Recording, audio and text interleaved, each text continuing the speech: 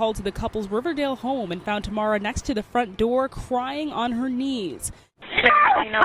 What's the location of it? I need an ambulance at 911.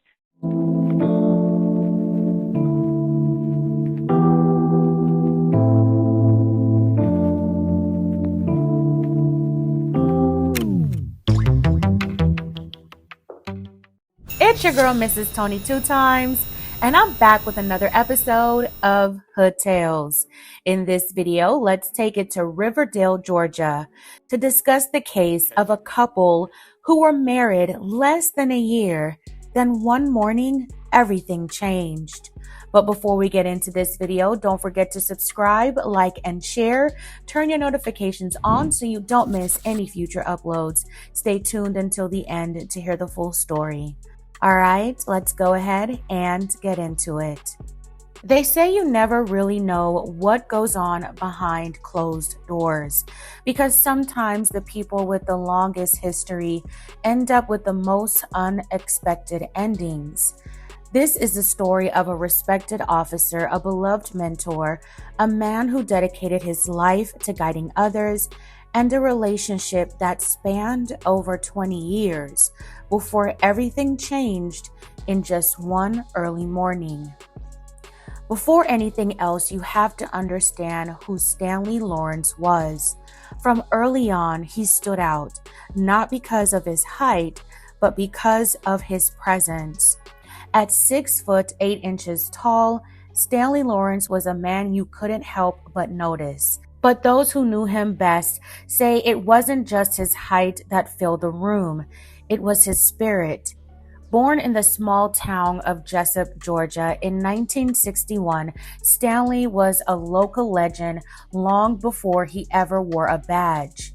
During his time at Wayne County High School, he was the backbone of a basketball team that literally never lost a game on their home court during his final 2 years. That's not luck, that's dominance. He took that winning energy to the University of Tennessee, Chattanooga, where he played center for the Mocs from 1979 to 1983.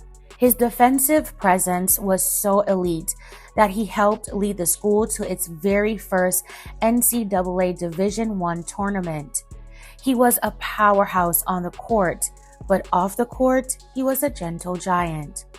But here's where his story takes a turn, because even with that athletic success, Stanley chose a completely different path. In December 1990, he joined the Atlanta Police Department. When asked why a star athlete would choose to trade a jersey for a uniform, his answer was simple: I want to help kids. Not a flashy answer, not a dramatic one, but according to those who knew him, he meant every word. While he spent nearly 30 years in law enforcement, his true pride and joy was the Police Athletic League, PAL. He didn't just patrol the streets, he mentored hundreds of young lives, using his 29-year career to light a path for the next generation.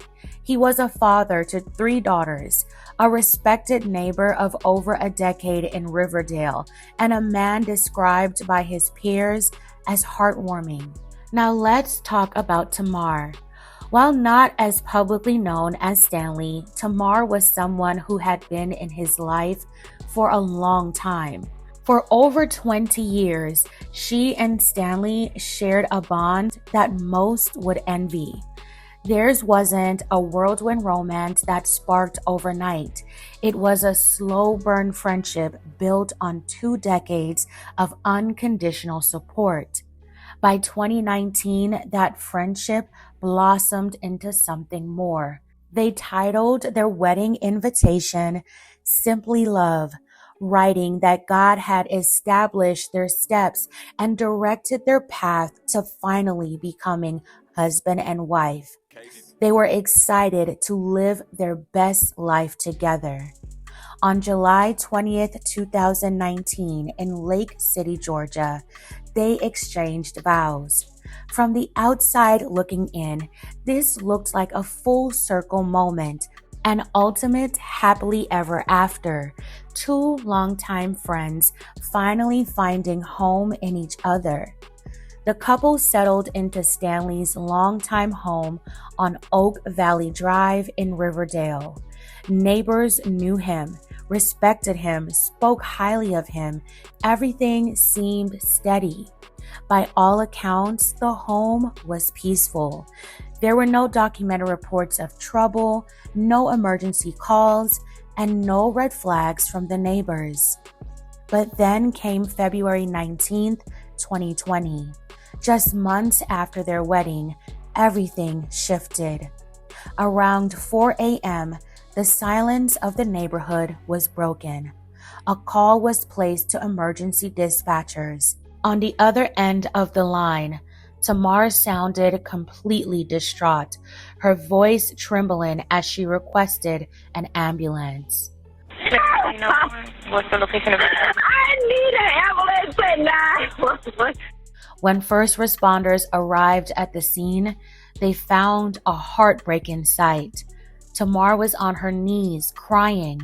Inside the living room, Stanley, who had spent his life protecting others, was lying on the floor. A single projectile had struck him in the right shoulder, and Stanley had succumbed to the injury right there in his own home. He was only 58 years old. As investigators began to process the scene, they found a firearm sitting right there on the living room table, one that Tamar confirmed belonged to her. When they asked the grieving wife what had happened, her response was cryptic. "I can't say," she told them. When they pressed further, she asked for a lawyer and fell silent. Despite the tears at the scene, the investigation moved quickly. Investigators began putting together a timeline of what may have taken place inside that home. According to court statements, it was alleged that Stanley had been sitting on the couch in the living room when the incident occurred. Detectives learned that on that very night, Tamar had reached out to a relative and allegedly admitted to taking her husband's life. By that Wednesday morning, the 49-year-old was taken into custody and escorted from the home, facing heavy charges of felony ending of a life and aggravated assault. News of what happened spread quickly. From the Atlanta Police Department to the basketball courts in Chattanooga and the streets of Jessup, people were stunned. The kids he mentored at the athletic league lost their biggest champion, and for many, it just didn't make sense, which made everything even harder to process. After years of court proceedings, the case finally made its way to trial in Clayton County in August 2023.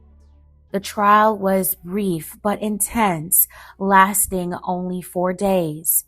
Prosecutors laid out a somber timeline suggesting that Tamar walked away, came back, and fired upon Stanley while he was simply sitting on his living room couch. The jury didn't need much time to weigh the evidence.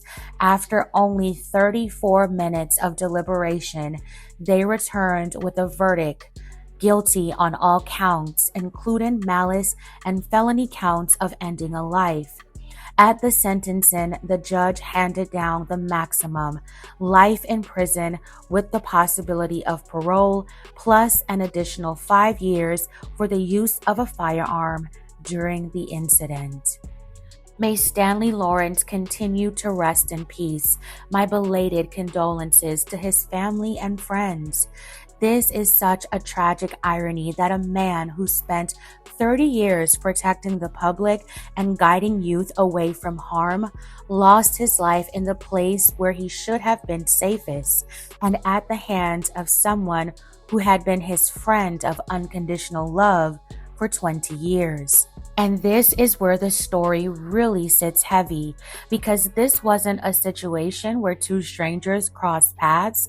This was a 20-year connection, a friendship that turned into marriage only for everything to unravel in less than a year. It raises questions that don't always have clear answers. How does something built over decades end like this? Were there signs nobody saw?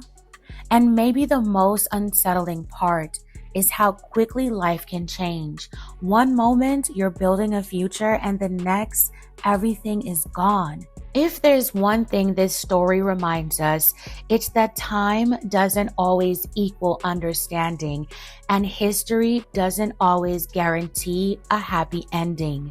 People often talk about the long game in friendships, but this story serves as a somber reminder that we truly never know what goes on behind closed doors.